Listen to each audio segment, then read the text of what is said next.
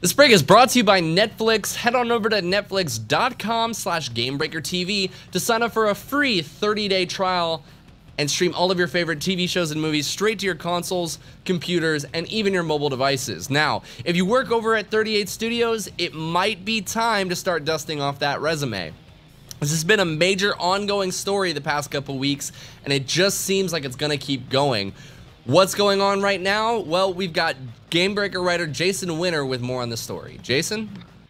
Well, Governor Chafee, who now seems to be their new PR rep because he's making all the announcements, he said that there have been layoffs, which is really no surprise when your company, needs to conjure up $1 million practically overnight. Not at all. No, that money just comes out of nowhere, of course. Of course.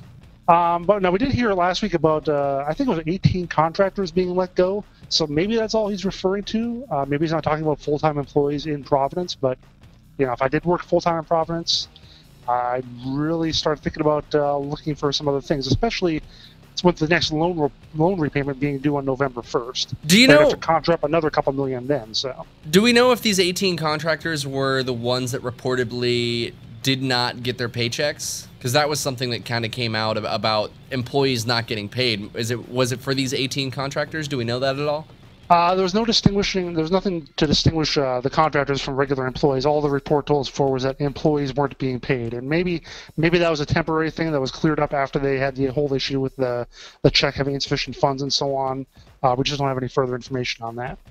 So with this deadline, November 1st, it's got to be fast approaching for him. It's only a short couple months away.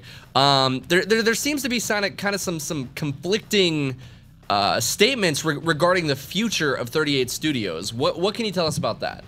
Well, Governor Chafee said that they met behind closed doors and that 38 Studios asked for, according to the article, more assistance.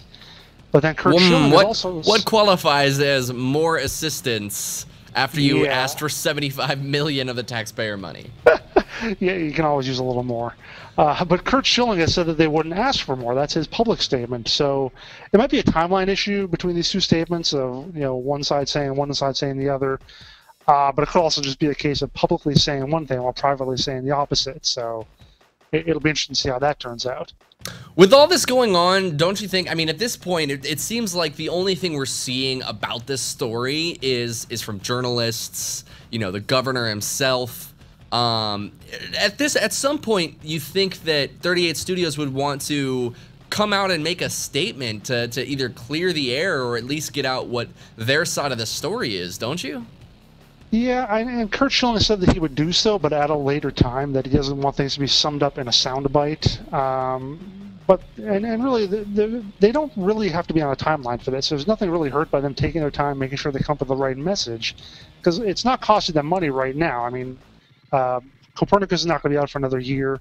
Reckoning has probably passed its sales window, so it's not like they have a monthly subscription where people are quitting the game right now or anything like that. So sure, they can take their time to make sure they do it right, I suppose.